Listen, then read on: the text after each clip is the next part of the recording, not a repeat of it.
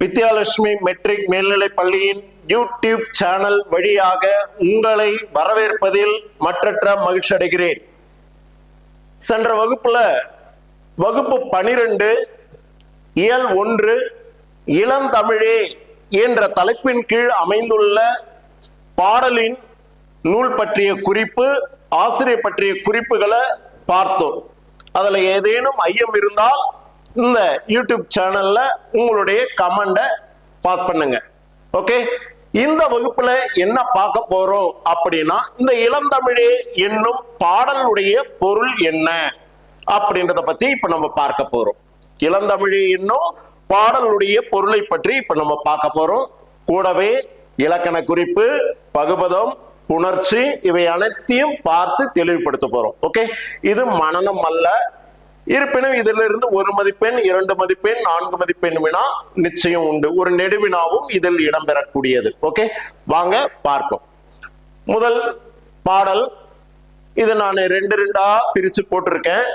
பாருங்க, முதல் 2 அடி இங்க கொடுத்திருக்கேன், அடுத்த 2 அடி, அடுத்த 2 அடி, அடுத்த 2 அடி அப்படின்னு ஒரு 4 ஸ்லைட்ல பார்க்க போறோம். முதல் பாடல் இது எப்படி சார் பாடலாம் ஒரு ராகத்தோட அப்படின்னு சொல்லும்போது, திரைப்பட பாடல் ஒண்ணு நீங்க கேள்விப்பட்டிருப்பீங்கன்னு நினைக்கிறேன். பொம்பளைங்க காதலத்தான் நம்பி விடாதே, பெண்ணே நம்பி விடாதே அப்படின்னு ஒரு பாடல் கேட்டிருப்பீங்க. நடிகர் சூர்யா நடிச்ச திரைப்படத்துல அந்த பாடல் இடம்பெற்றிருக்கும். அது போலதான் இந்த பாடல் ஒரு மெட்டு கட்டி நான் பாடுறேன். தவறுதலா இருந்தா மன்னிக்குவோம், சரியா இருந்தா ஏத்துக்கிட்டு கமெண்ட்ல சொல்லுங்க. செம்பருதி மலை மேட்டில் தலையை சாய்ப்பான், செந்நிறத்து பூக்காடாம் வானம் எல்லாம், தம் கைகள் அதனை போல் சிவந்து நோக, தாம் உழைக்கும் தொழிலாளர் வியர்வை வெள்ளம், விம்முகின்ற தோல் மீதில் முத்து முத்தாக வீற்றிருக்கும் அவையெல்லாம் வியந்து பாட, எம் அருமை செந்தமிழே உன்னை அல்லால் ஏற்ற துணை வேறுண்டோ இயம்பிடாயே.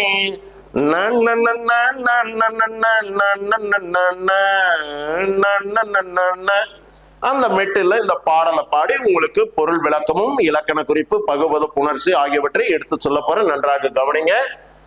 முதல் அடியில இத பார்க்கணும். முதல் அடின்னு சொல்லும் பொழுது ஒரு அடிக்குள்ள எத்தனை சீர்கள் இருக்கு பாருங்க. முதல் அடியில பாத்தீங்கன்னா 8 சீர் இருக்கு இல்லையா? செம்பருதி மலைமேட்டில் தலையை சாய்ப்பான், செந்நிறத்து பூக்காடாம் வானம் எல்லாம். பாருங்க, மேல 4 கீழே 4, 8. ஆக ஒரு அடிக்குள்ள 8 சீர்களை கொண்டு பாடப்பட்டு இருக்கு. அப்போ என் சீர் கடிநெடிலடி ஆசிரிய விருத்தம்னு சொல்லாம இதுல என்ன பாவகை இருக்குன்னு கேட்டா, என் சீர் கழி நெடிலடி ஆசிரிய விருத்தம் அப்படின்னு சொல்லலாம். ரைட்? ஆனா இது ஆசிரியர் பாவை கொண்டு பாடப்பட்டிருக்கா அப்படின்னு சில ஐயப்பாடு. ஏன்னா இது புது கவிதை, மரபு கவிதை இல்ல, புது கவிதை. சரி, அடுத்த அடி. அந்த அடியில பொருள் சொல்லிடுற கவனிங்க. செம்பருதி மலைமேட்டில் தலையை சாய்ப்பான். இது என்ன செம்பருதினா என்ன? பருதி என்ற சொல்லுக்கு பொருள் என்ன? பருதி என்று சொன்னால் கதிரவன் அல்லது சூரியன், பகலவன், ஆதவன் இப்படின்னு பல பொருளை உணர்த்தக்கூடிய. ஓகே, பருதி என்ற சொல்லுக்கு பொருள் என்ன? கதிரவன். இதுல ஏதேனும் ஒரு பொருள். செம்பருதினா சிவந்த நிறத்தில் காணப்படக்கூடிய கதிரவன். அந்த கதிரவன் மலைமேட்டில் தலையை சாய்ப்பான். எப்ப சார்? மாலை நேரத்துல மேற்கு மலையின் பக்கமாக தன்னுடைய கதிர்களை சுருக்கி கொண்டு செவ்வன் நிறத்துல மறைவான். அதுதான் இந்த இடத்துல கவிஞர் இப்படி சொல்றாரு. செம்பருதி என்று சொல்லக்கூடிய சிவந்த கதிர்களை உடைய கதிரவன் மாலை நேரத்தில் மலை மேட்டில் அப்படின்னா மலை முகடுகளுக்கிடையே. நான் ஒரு பாடல சொன்னேன், சூரியன் உதயமாக கூடியது மலை முகடுகளுக்கிடையே அப்படின்னு தண்டி அலங்கார பாடல்ல நடத்தும் போது சொல்லி காமிச்சிருந்தேன் இல்லையா? அப்ப மலைமேட்டில் அப்படின்னு சொல்லும் போது மலை முகடுகளுக்கிடையே தலையை சாய்ப்பான், தன்னுடைய கதிர்களை சுருக்கி கொண்டு மறைவான். செந்நிறத்து பூக்காடாம் வானம் எல்லாம். அப்போது மேக கூட்டங்கள்லாம் பாத்தீங்கன்னா அந்த வானம் எல்லாம் எப்படி இருக்கும் சார்? இந்த ஆகாயம் அப்படின்னு பாத்தீங்கன்னா செந்நிறத்து பூக்காடு போல காட்சியளிக்குமா. அப்படின்னா சிவந்த நிற பூக்களை போல வானமெல்லாம் காணப்படும். எதனால? சூரிய கதிரவன், அதாவது கதிர்கள் சுருக்கி கொண்டு சிவந்த நிறத்தில் இருக்கும் போது அந்த வானத்தினுடைய காட்சி செந்நிறத்து பூக்காடு போல காணப்படும் அப்படின்ற. ஏன் இதை சொல்ல வராரு? இது போன்ற தன்மையில என்ன சொல்ல வர்றாரு பாருங்க. தம் கைகள் அதனை போல் சிவந்து நோக. யாருடைய கைகள்? தினந்தோறும் உடல் வலிக்க உழைக்கின்ற தொழிலாளர்களுடைய கைகள் சிவந்து இருக்குமா இல்லையா? யாருடைய கைகள்? தொழிலாளருடைய கைகள். தம் கைகள் அதனை போல் சிவந்து நோக. அதனை போல்னா எது? மாலை நேரத்தில் சூரியன் மறையும் பொழுது எவ்வாறு வானம் சிவந்த நேரத்தில் இருக்குமோ அது போல சிவந்த கைகள் உடைய. ஓகே, அந்த சிவந்து நோக தாம் உழைக்கும் தொழிலாளர் வியர்வை வெள்ளம். நோகன்னா வலிக்கும்படியாக, தாம் உழைக்கக்கூடிய தொழிலாளர்களுடைய வியர்வை வெள்ளம் இல்லையா? உழைக்கும் போது அவங்களுடைய தோல் பட்டைகளில முத்து முத்தாக வியர்வை வெள்ளம் காணப்படும். ஓகே, அப்ப கைகள் சிவந்திருக்கும், உழைக்கக்கூடிய தொழிலாளர்களுடைய தோல் பட்டையில வியர்வை வெள்ளம் காணப்படும். ஓகே, அப்ப இந்த பாடல் பொருள் இப்ப உங்களுக்கு புரிஞ்சிருக்குன்னு நினைக்கிறேன். அந்த பாடல்லையே சில இலக்கண குறிப்பு அப்படின்னு சொல்லும் பொழுது செம்பருதி அப்படின்னு சொல்லும் போது என்ன சார் இலக்கண குறிப்பு? முதல்ல இதை பிரிச்சு பார்க்கலாம். செம்பருதி எப்படி பிரிக்கலாம்னா செம்மை கூட்டல் பருதி, செம்மை கூட்டல் பருதி. அப்போ செம்மையாகிய பருதி. அப்ப செம்மை என்பது எதை உணர்த்தக்கூடியதுன்னா நிறத்தை உணர்த்தக்கூடியது. அப்ப நிறத்தினுடைய அடிப்படையில சொல்லு வந்தாலே நமக்கு தெரியும் பண்பு தொகை. என்ன தொகை? பண்பு தொகை. நிறம், சுவை, அளவு, வடிவம், குணம் இவற்றை கொண்டு சொற்கள் காணப்பட்டு மை என்ற விகுதியும் ஆகிய என்ற உருவும் சொல்லுக்குள்ள மறைஞ்சிருந்தா பண்பு தொகை. அப்ப இந்த அடிப்படையில் இந்த செம்பருதிக்கு இலக்கண குறிப்பு என்ன சார்னு கேட்டா பண்பு தொகை. ஓகே, பொது தேர்வுல செம்பருதிக்கு இலக்கண குறிப்பு கேட்டா பண்பு தொகை. சரி சார், சாய்ப்பான் ஒரு சொல்லு இருக்கு இல்லையா? இதுக்கு பகுபத உறுப்பிலக்கணமா எப்படி எடுக்கலாம்? சாய்ப்பான் சொல்லும் பொழுது எந்த காலத்துக்குரியது? இறந்த காலத்துக்குரியது. அப்ப இறந்த காலமா எதிர்காலமான்றத கொஞ்சம் யோசிங்க. சாய்ப்பான்றது இறந்த காலமா? இல்ல, எதிர்காலம் இல்லையா? சாய்ப்பான். அப்ப பகுதி என்ன வரும்? சாய். ரைட். அடுத்தது மெய்யெழுத்து என்ன இருக்கு? இப்பு இருக்கு. அடுத்தது பாவ பிரிச்சா இப்பு கூட்டல் ஆ. கடைசியா இருக்கக்கூடிய இன்னை இது கூட சேர்த்துக்கிறேன். எனக்கு சாய்ப்பான் என்ற சொல்ல பிரிச்சுட்டேன். இப்ப சொல்லுக்கு முதல்ல வந்தா பகுதி, சொல்லுக்கு கடைசியில வந்தா விகுதி. விகுதியில என்னன்னு வந்திருக்கு? ஆண் வந்தா அது என்ன விகுதினா படற்கை, ஆண்பால், வினைமுற்று விகுதி. Okay, right. இந்த பகுதிக்கு அடுத்தபடியா வரக்கூடிய இந்த இப்பு நான் என்ன சார் எடுக்கலாம்? சந்தியா எடுக்கலாம். என்ன எடுக்கலாம்? சந்தியா எடுக்கலாம். இந்த சந்திக்கும் விகுதிக்கு இடையில வரக்கூடிய இந்த இப்பு நான் என்ன எடுக்கிறேன்னா இடைநிலையா எடுக்கிறேன். இது எந்த இடைநிலையை உணர்த்துது? இப்பு இவ்வுன்னு வந்தா எதிர்கால இடைநிலை. எனவே இது எதிர்கால இடைநிலைக்கு உரியது. எதிர்கால இடைநிலைக்கு உரியது. Okay, right. அடுத்த சொல்லு அதே போல செந்நிறம் அப்படின்னு ஒரு சொல்லுக்கு இலக்கண குறிப்பு கேட்டாலும் செம்மையாகிய நிறம்னு சொல்லும் பொழுது அப்போ பண்பு தொகை. அடுத்தது வானம் எல்லாம் என்ற சொல்லுக்கு புணர்ச்சி விதி கேட்பாங்க. என்னன்னு கேட்பாங்க? புணர்ச்சி விதி. பிரித்தறியும் முறை என்ன சார் அப்படின்னா வானம் கூட்டல் எல்லாம். அப்ப புணர்ச்சின்னு சொன்னாலே நிலைமொழி, வருமொழி. இப்ப நிலைமொழி ஈட்டுல எனக்கு என்ன இருக்கு? மெய்யெழுத்து. வருமொழி முதல்ல என்ன இருக்கு? உயிரெழுத்து. அப்ப மெய்யையும் உயிரையும் இணைப்பதற்கு மெய்யீற்று புணர்ச்சியில ஒரு விதி இருக்கு. என்ன விதி அது? உடல் மேல் உயிர் வந்து ஒன்றுவது இயல்பே. அப்ப இந்த விதியை போட்டதுனால எனக்கு என்ன மாற்றம் பாருங்க. வான இமுகுடல் ஏ மே மீது இருக்கிறத அப்படியே எடுத்து எழுதுறேன். அப்ப கொடுத்த சொல்லு எனக்கு கிடைச்சிருச்சு. ஓகே, இப்போ ஒரு அடிக்குள்ள இருக்கிற இலக்கண குறிப்பு பகுபத புணர்ச்சி சொன்ன. அடுத்த அடியில தம் கைகள் அதனை போல். அப்ப போல என்ற உறுப்பு வெளிப்பட்டு வந்திருக்கு. எனவே இந்த பாட்டுல என்ன அணி இருக்குன்னு கேட்டா ஓமை அணி இருக்கு. சிவந்து என்ற சொல்லுக்கு பகுபத உறுப்பு இலக்கணம் கேட்டா சிவந்து எச்ச சொல்லுதானே எப்படி பிரிக்கலாம்? சிவ கூட்டல் இல்லையா, சிவந்து கூட்டல் சிவ கூட்டல் இத்து பிராக்கெட்ல இந்து, தூவ பிரிச்சா இத்து கூட்டல் ஊ. அப்ப ஊ என்பது என்ன சார் அப்படின்னா வினையச்ச விகுதி. தாமுழைக்கும் தொழிலாளர் வியர்வை வெள்ளம். இதுல வியர்வை வெள்ளம் என்ற சொல்லுக்கு இலக்கண குறிப்பு கேட்டா வியர்வையாகிய வெள்ளம் அப்படின்னு சொல்லும் போது ஆகிய என்ற உருவு சொல்லுக்குள்ள மறைந்து உவமேயம் முன்பாக உவமை பின்பாக இருந்தால் அது உருவகம். அப்ப இதுல எது உவமை எது உவமேயம் அப்படின்னு பார்த்தா வெள்ளம் என்பது உவமை, வியர்வை என்பது உவமேயம். இதுக்கிடையில் ஆகிய என்ற உருவு மறைஞ்சு வந்திருக்கு. எனவே இலக்கண குறிப்பு என்ன சார் அப்படின்னு கேட்டா உருவகம். என்ன இலக்கண குறிப்பு?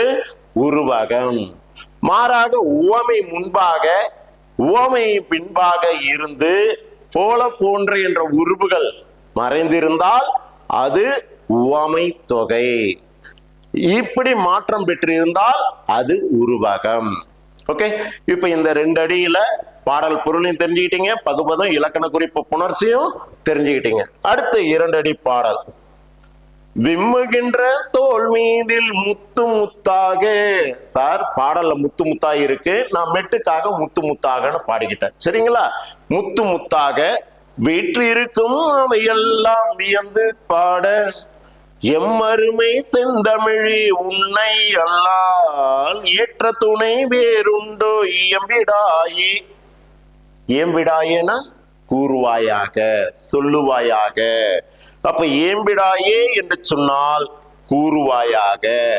அப்ப எதிர்காலத்தை நோக்கி சொல்லப்பட்டிருக்கு, எதிர்காலத்தை நோக்கி சொல்லப்பட்டிருக்கு. சரி, பொருளை பார்க்கலாம் வாங்க. விம்முகின்ற அப்படின்னா என்ன சார்? பருத்த தோல் மீதுல. விம்முகின்ற அப்படின்னா பருத்த தோல் மீதில் அப்படின்னா பருத்து காணப்படுகின்ற அந்த நம்மளுடைய தோல் பட்டையில முத்து முத்தாய் எது இருக்குன்னு சொன்னேன்? வியர்வை வெள்ளம் சொன்ன இல்லையா? அந்த முத்து முத்தாய் வீற்றிருக்கும் அந்த வியர்வை வெள்ளத்தையும் முன்னாடி என்ன சொன்ன? கைகள் சிவந்து நோகும்படியாக இல்லையா? தொழிலாளருடைய கைகள் சிவந்து நோகும்படியாகவும் தோல் பருத்து இருக்கக்கூடிய தோல் மீதில் முத்து முத்தாக வீற்றிருக்கக்கூடிய வியர்வை வெள்ளத்தையும் வியந்து பாட எம்மருமை செந்தமிழே உன்னையல்லால் ஏற்ற துணை வேறுண்டோ இயம்பிடாயே. இவற்றையெல்லாம் வியந்து பாடுவதற்கு எம்மொழியாகிய செந்தமிழாகிய இளந்தமிழாகிய உன்னை தவிர வேறு ஏதேனும் உண்டோ என்று தமிழினுடைய சிறப்பை இங்கே எடுத்து இயம்புகின்றார் சிற்பி பாலசுப்ரமணியம்.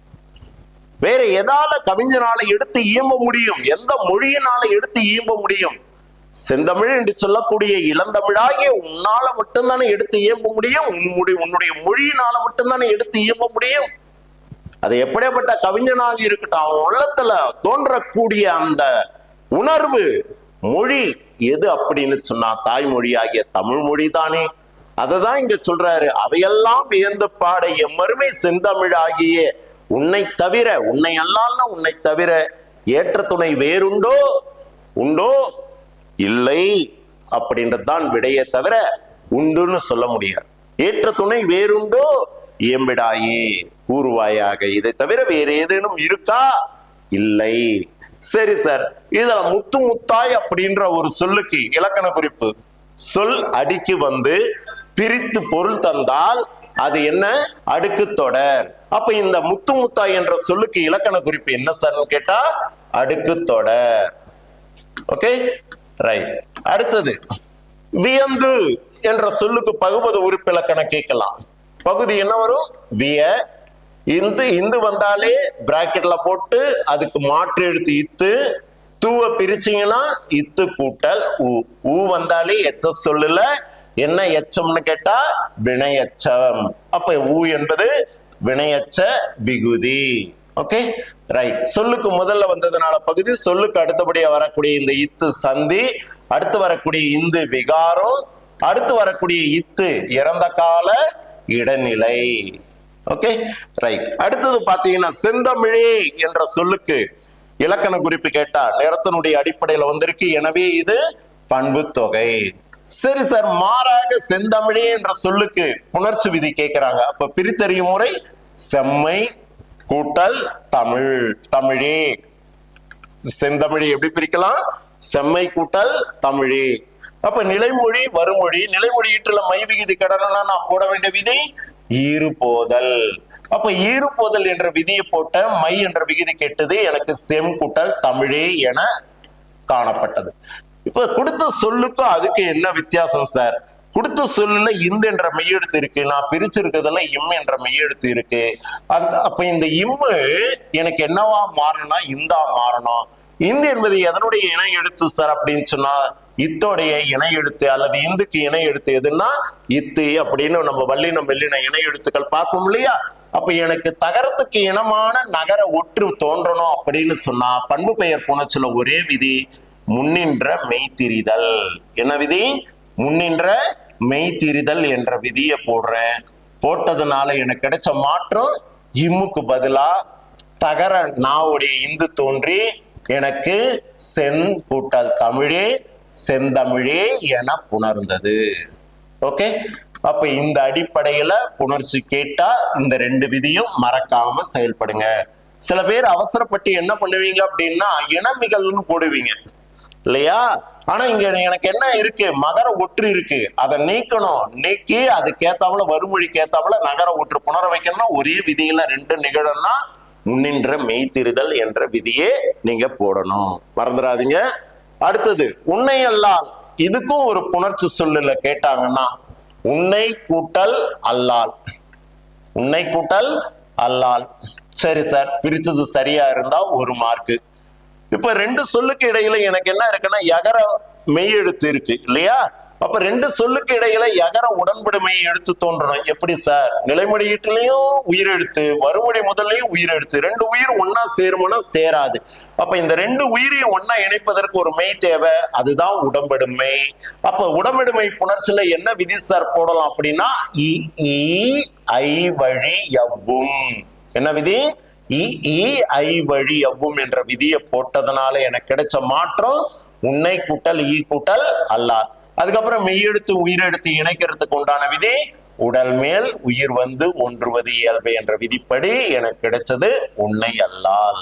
ஓகே, அப்ப யகர உடன்படுமை இடையில தோன்றணும்னா உடன்படுமை புணர்ச்சியில ஒன்றாக சொல்லக்கூடிய ஐ வழி எவ்வும் என்ற விதியே உள்ள கொண்டு வரணும்.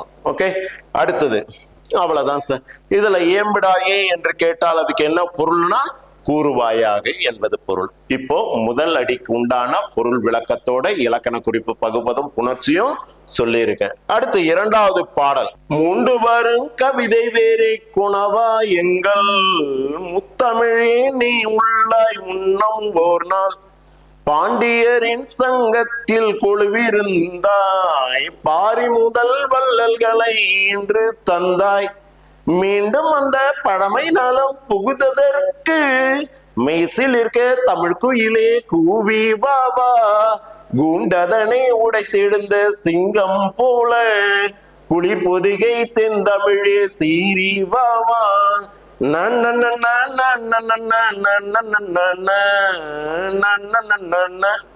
ஓகே, அந்த மெட்டோட இப்ப இந்த பாடலுடைய பொருள் என்னன்றத பார்ப்போம். அது என்ன? மூண்டு வரும் இல்லையா? கவிஞனுடைய உள்ளத்துல உணர்வுகளை எழுப்பி வரக்கூடிய ஒரு மொழி எது அப்படின்னு சொன்னா நம்மளுடைய தாய்மொழியாகிய தமிழ் மொழி இல்லையா? ஆங்கில வழியில படிக்கக்கூடிய மாணவ செல்வங்கள் அனைவருக்கும் ஆசிரியர் பாடம் நடத்தும் பொழுது இல்லையா, மற்ற பாட ஆசிரியர்கள் பாடம் நடத்தும் பொழுது அவர்கள் சொல்லக்கூடிய கான்செப்ட் எல்லாம் தன்னுடைய தாய்மொழியாலத்தான் உணர முடியும். எடுத்து எழுதும் போதோ சொல்லும் பொழுதோ ஆங்கிலத்துல பேசலாம், ஆனா உணர்வு அந்த தாய்மொழியாகிய தமிழ் மொழியில தான். அதே போலதான் ஒரு கவிஞன் ஒரு இயற்கையை கண்டு கவிதை எழுதுகிறான் என்று சொன்னால் அவனுடைய உள்ளத்துல மூண்டு எழுகின்ற பொங்கி எழுகின்ற ஒரு மொழி எது என்று சொன்னால் தாய்மொழியாகிய தமிழ் மொழி. அப்படிப்பட்ட மூண்டு வரும் கவிதை வெறிக்கு உணவாயின்னு படிக்கணுமே தவிர இத வெறி குணவாயின்னு படிக்க கூடாது. அப்ப வெறிக்கு உணவாய் அப்படின்னா உள்ளத்துல தோன்றக்கூடிய அந்த வெறிக்கு உணவாக அமையக்கூடியது மொழி எது அப்படின்னு சொன்னா தாய்மொழியாகிய தமிழே, முத்தமிழே, இல்லையா? 3 கூட்டல் தமிழ், முத்தமிழே நீ உள்ளாய். யாரு? கவிஞருடைய உள்ளத்திலே நீ இருக்கின்றாய்.